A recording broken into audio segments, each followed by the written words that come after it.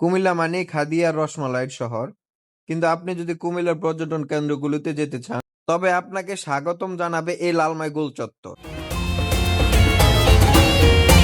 লালমাই গোল চত্বর শুধু একটি মোড় নয়, এটি দক্ষিণ বাংলার অন্যতম বড় সংযোগস্থল। এখান থেকে এক রাস্তা চলে গিয়েছে চাঁদপুরের দিকে, আর অন্যটি গেছে নোয়াখালীর আকসাম দিকে।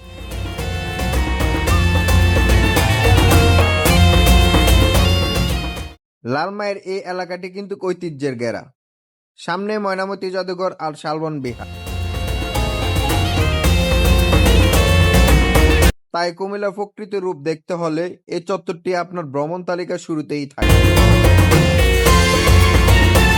আপনার কুমিল্লা ভ্রমণের প্রিয় স্মৃতি কোনটি? কমেন্টে জানান আর আমাদের ফলো দিয়ে সাথেই থাকুন।